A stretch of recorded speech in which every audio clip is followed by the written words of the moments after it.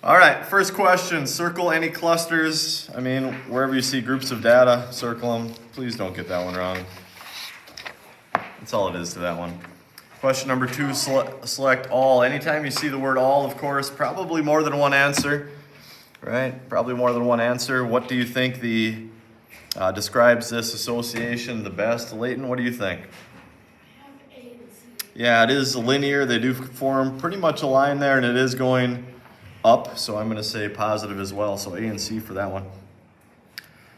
Question 3, for the same data, 2 different models are graphed. Which model is which line best matches the data? Well, that should be pretty obvious. It does say explain, so don't just circle it, say why, okay? So why is that one better? Lucas, what makes that one better? Because the line is closer to all the dots. Well, the line is closest to all the dots, the same number of dots above the line as below the line. However you need to explain that, please do that. Question number 4. Estimate the height of Mount Everest. Okay, how am I going to do that? Go measure it. Okay, it says estimate, so I don't need to measure anything. It would be the tallest one. Tallest one. Okay, probably right there. About how many feet would you say? Or meters, I guess? 8,800 and what? 87. Yeah. Sure.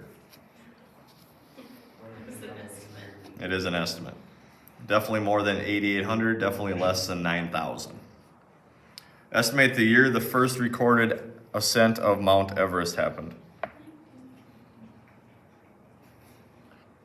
So what year was that? After 50, 52, 53? Again, it's approximation.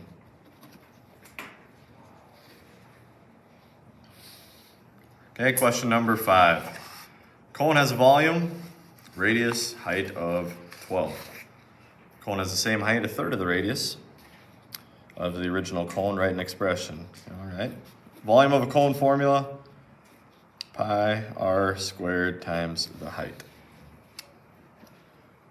1/3 pi r squared times height.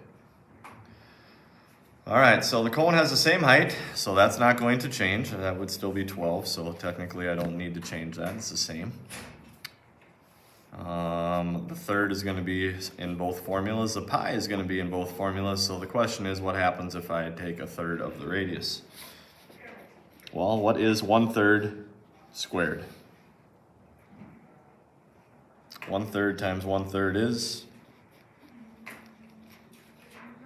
1/9. So it's going to have 1/9 the volume of the previous one because you need to square it. Question number 2 is the exact same thing, except it's 3 times the radius. So how much bigger is the volume going to be? It's going to be 9 times bigger because you have to square the radius. That's part of the formula.